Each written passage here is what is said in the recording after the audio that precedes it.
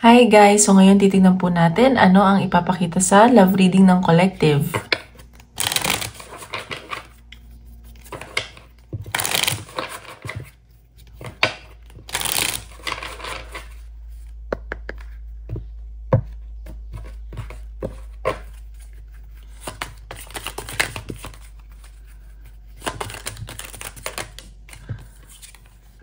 Shadow. So, may nakikita ako dito na gusto niyo mapag-isa and may ginagawa kayo shadow work and you're making yourself a better person. Ang dami niyong gustong baguhin sa sarili niyo for the betterment of yours. And nakikita ko, ayun o, gagawa na kayo ng action and nagmamature kayo, marami kayong na-realize and tawag dito, look like the cards. So, parang na-judge kasi kayo before eh. So, ngayon parang wala na kayong pakialam kung ano sasabihin sa inyo ng tao. And magme-meditate kayo, ganyan.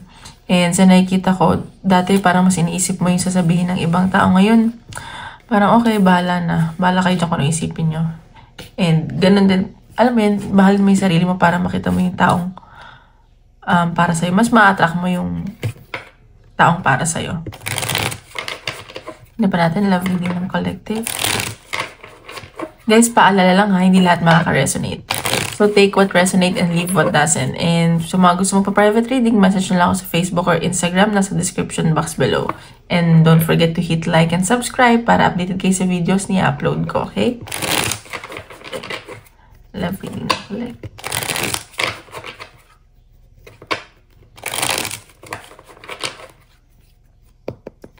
Siguro may mga natutunan kayo from your past relationship na alam mo yun.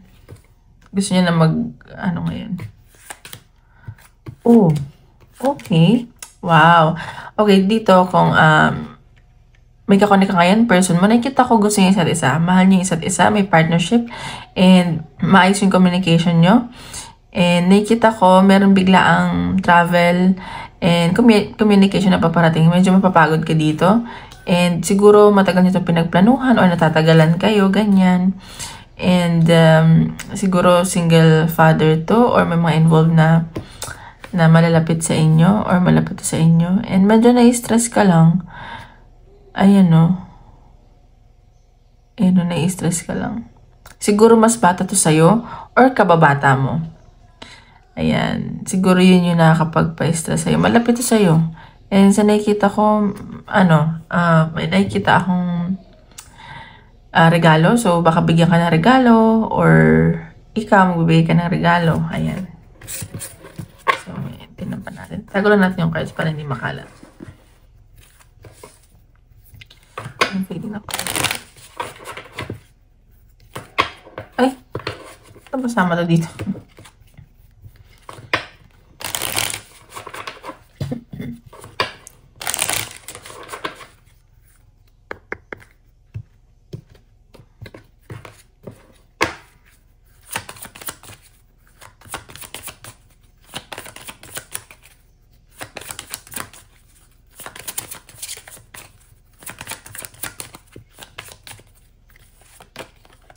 Okay, so sa nakikita ko, dito sa, medyo may mga nag-overthink lang dito.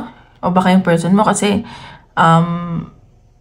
dahil sa trabaho mo or siya, and nakikita ko may pag-travel din, medyo magkalayo kayo or magkakalayo kayo. So baka nai-stress yung person mo. And kasi yung profession mo, iba yung trabaho sa trabaho niya. Ganyan na sa sense ko. And nakikita ka niya as potential na pang settle down, pang long lasting, pang long term commitment, ganun. Kaya pa natin.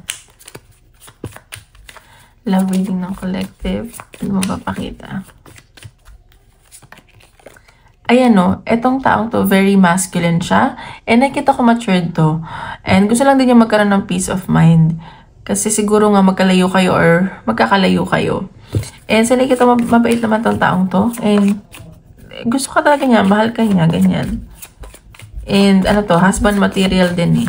Siguro maalaga tong taong to, ma-effort, ganyan. Ano pa natin? Love reading ng collective. Ayan, so, sinasabi lang dito na, mag-ingat kayo. Hindi naman, like, baka mabigla, may mga desisyon kayo mabigla kayo. So, mag-ingat lang, syempre. And sa nakikita ko, mabait naman tong taong to. And homebody din to. And nakikita ko na feel may security dito. Andiya din, nako-comfort nyo yung isa't isa. And may nakikita din akong temptation. So, baka nauna yung, alam mo yun, yung attraction kaysa sa, well, ganoon naman talaga. Like, nauna talaga pag attracted ka sa tao. Tapos, parang made-develop na yung feelings. And sa nakikita ko, yun yung unang na-feel itong taong to. At, nakikita ko na mahuhulog sa'yo itong taong to. Ganon. Ayan. So, nakikita ko na, ayun nga, may pag-travel talaga o may movement. So, may distance, may change na mangyayari sa inyo. And sa nakikita ko na, so, ayan. So, may changes talaga mangyari, may pag-travel. And sa nakikita ko, itong taong to, lagi itong makikipag-usap sa'yo, makikipag-communicate. And very energetic itong taong to. Grabe yung energy niya. And sa nakikita ko, passionate to sa yung taong to. And gusto ko pa niya makilala. Ayan, no, baka maibigay itong regalo sa'yo. And maso-surprise ka. Okay? So, ayan. Tingnan pa natin. Baka magulat ka, regaluhan ka niya, ganun. Or may bibigay siya sa something na ikakatuwa mo. Tingnan pa natin.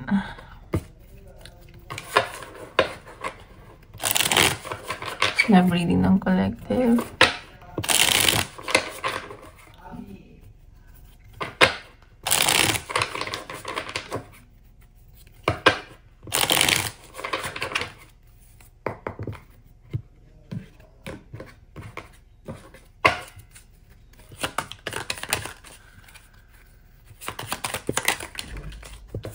Okay, so may nakikita ko ditong new beginning sa inyo. And sa nakikita ko, itong taong to, depressed tong taong to, ang dami niya kinakatakutan. Parang nasa stage siya na malungkot siya, ang dami siyang, parang ano yun nga, trigger warning, nade-depress siya, pero ngayon nawawala siya dahil sa'yo. Yun yung nasa sense ko. Napapasaya mo siya, ganyan, parang yun yung new beginning niya. And na nakilala ka niya. And sa nakikita ko kasi, parang dati, alam mo yung, hindi naman sa pag-ano, parang gusto na lang niyang mawala. Ngayon, parang nawawala yun dahil sa'yo. Tingnan pa natin. Ayan, no. So, nakikita ko, wino-workout niyo itong dalawa. Like, nagko-compromise kayo sa isa't isa.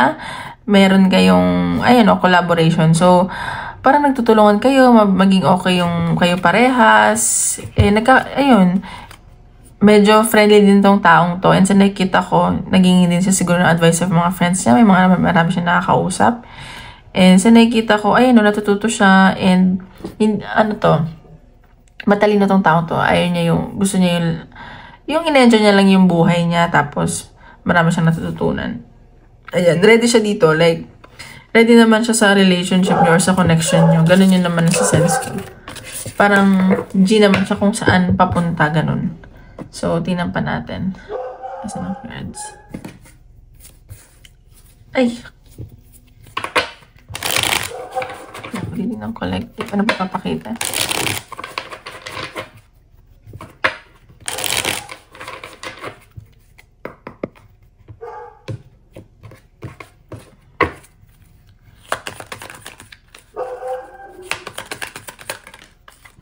Ayan.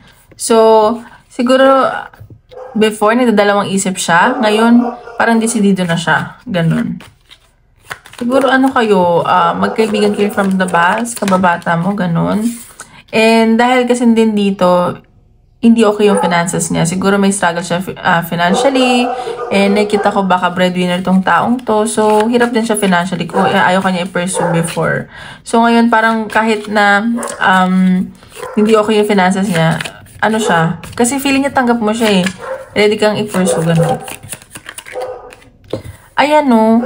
Sobrang sipag nitong taong to. Baka katrabaho mo or marami na siyang ginagawa. Marami siyang responsibility sa buhay. Pero may nakita akong new beginning dito. Ikaw yung nakapagbigay sa kanya ng pag-asa. Siguro nalulungkot tong taong to. Ayan. So, sa nakita ko, ikaw kasi yung lalayo. Siguro nga, aalis ka or siya. Pero may nakita talagang partnership. Magkakaroon ng understanding sa inyo. Magko-compromise. And nakita kanya asama na very flexible. and knows what you want, ganyan. Ayun o, may relocation. So, tingnan pa natin. Ano ang feelings niya sa'yo at intention? Natin.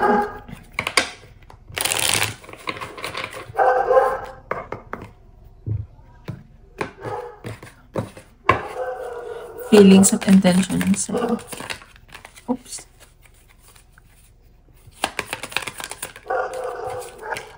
Ayan, so nakikita kanya talaga as pang long-term commitment, and nakikita kanya na as family, pwede kanya maging pamilya kung mabuo man kayo in the future. Magiging masaya siya, ganun.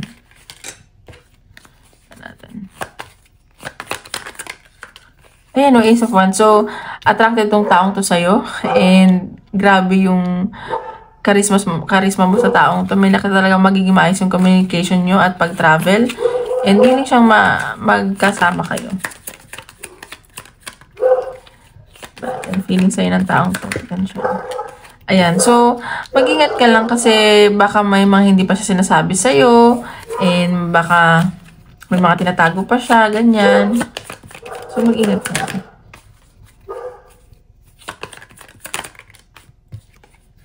Ayan. So, sa nakikita ko, parang nagiging impatient siya or magiging impatient siya. So, parang, ano to? Parang maboboard siya, ganun.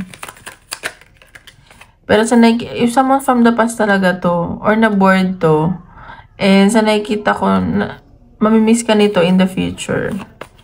You know, someone from the past talaga.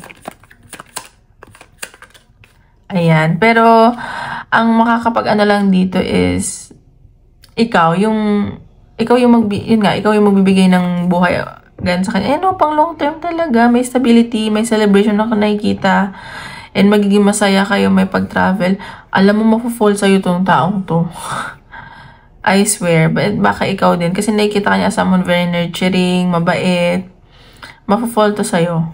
So, ayun lang.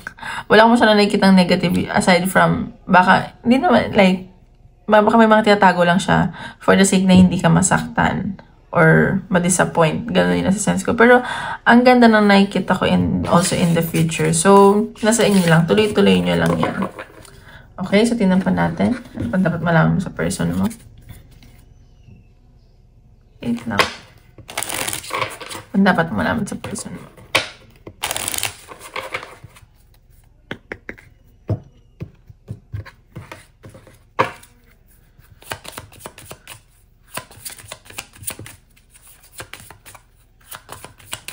Dapat malaman sa person mo. So, love spell. So, baka feeling nga ginayuma mo siya or talagang may love to sa'yo. Or may na-manifest ka nito. May na-manifest. Siguro, magkababata kayo, hindi kayo masyadong nag-uusap. Tapos parang ngayon lang kayo nagkaroon ng chance. Ganun. Dapat malaman mo sa person mo. Ayan. So, pet. So, baka nga may mga inaalagaan siya. Not necessarily like pets. Like, siguro may mga responsibilidad pa siya sa buhay niya.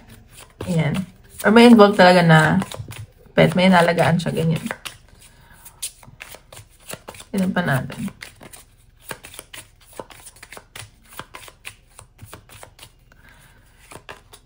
Let go. So, sinasabi dito, nilalet go niya na yung past niya para magkaroon na siya ng new beginning. At ikaw din, kailangan ganun yung gawin mo. And sa nakita ko, sa isa't isa nyo nakita yung pag-asa, yung new beginning.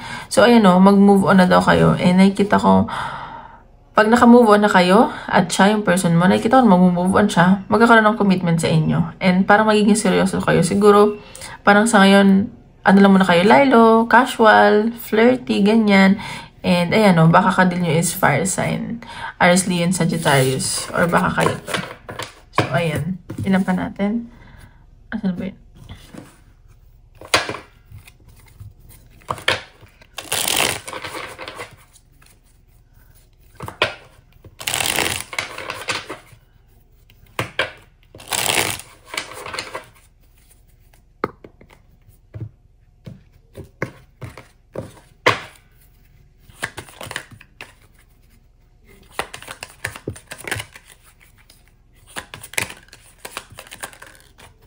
So, ayan. So, baka nga mag-travel kayo, baka magkita kayo, magkalayo kayo. And sa nakita ko may experience kayong panibago, nakasama siya. Like, first time yung magagawa sa buhay niyo. Ayan. So, baka nga meron tong, yun nga, may anxiety siya, baka nag-aalala, or ikaw. Kasi baka nga meron isa dito, lalayo, ganyan. Ayan. So, nakikita ko dito, kung may mga tinago siya sa'yo, parang, or may tinago, ibubunyag niya yun. Like, magsusorry siya, ganyan. Kasi parang hindi din niya kaya magsinungaling sa'yo. Ayan o, fated yung pag-meet up nyo. And nakita ko, tawag dito, importante itong connection na to. Kasi ano siya divinely guided. And sa nakita ko, cute tong taong to. Medyo mahaba siguro yung buhok. Ayan. And nakita ko, magiging masaya kayo. Meron ka lang kakompetensya. And yung kakompetensya mo is yung family niya. So, yun lang naman yung nakita ko. Tingnan pa natin. Ano yung possible na? Ay, wait lang yung messages pala sa ng person mo. Anong gusto niya sabihin sa'yo? Anong gusto niya sabihin sa'yo ng person mo?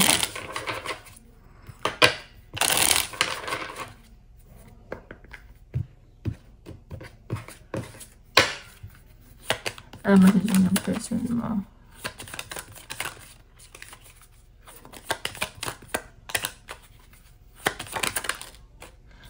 Ayan no. So, I want to tell you how I feel. So, aamin to sa'yo and sasabihin niya talaga yung nararamdaman niya sa'yo. And, ayun no, I remember every detail of that day. So, siguro good memory to. Baka nga kababata nyo and nung nag-first meet kayo, naalala pa niya. Ayan no, may pagsisinungaling. So, ayan. So, baka nga ayaw na niya magsinungaling. Aamin siya sa'yo. So, may aaminin sa'yo to. Ayan. So, I know I messed up everything. So, baka nagkagulo kayo or what. Tingnan pa natin ano yung possible na ano to? Outcome nitong connection nyo.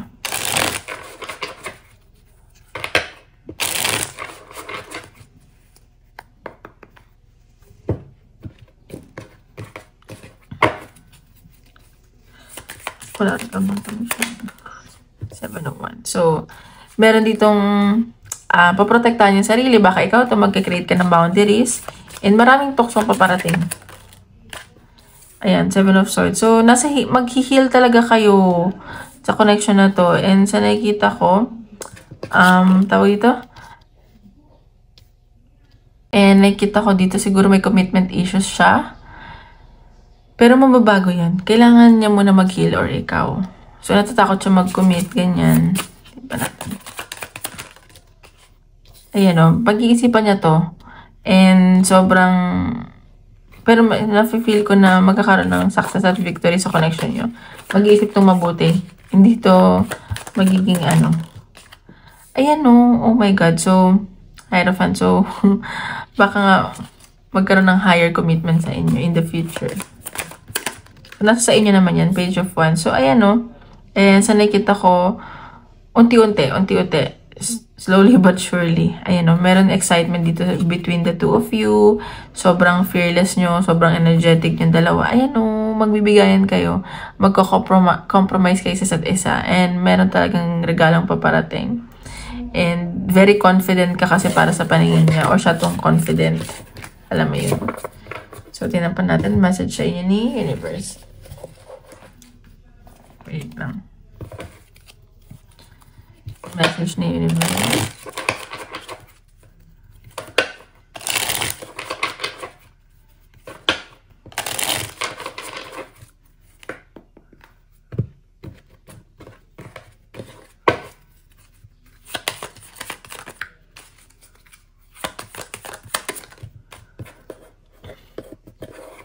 Oops. Give more of your time and effort. So, ayan. So, magbigay lang kayo ng time, ng effort, and a few weeks. Siguro, dun madedevelop yung inyong connection at relationship. Ayan. So, tingnan pa natin.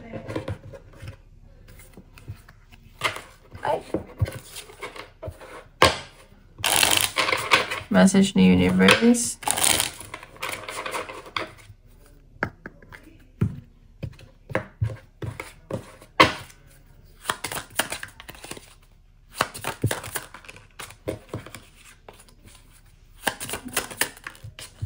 It's a reminder to embrace change and uncertainty. So, ayan. So, matuto kayong embrace nyo lang yung pagbabago sa buhay nyo and yung uncertainty. Kasi hindi naman kailangan i-figure out nyo lahat ngayon eh. Alam nyo yun. Ayun, kalimutan nyo na yung mga past ninyo kasi doon kayo makakausad. So, there is more information or clarity that you need before it can happen. So, ayan. So, nakikita ko dito kailangan nyo muna isa't isa. Ayan. So, bago kayo mag-move forward. Okay. Advice ni universe.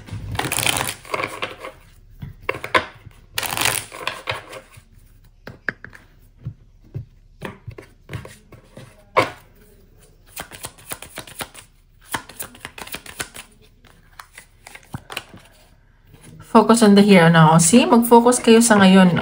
Nostalgia. Siguro may mga naisip pa kayo from the past. So, kalimutan nyo na yan. I-focus nyo yung present and then the future. Morning, the world awaits you. So, ayan o, maraming opportunity paparating sa inyo. Hindi lang yung mga nakaraan. Okay, isip kayo ng question. Tinatin sasagot ni universe.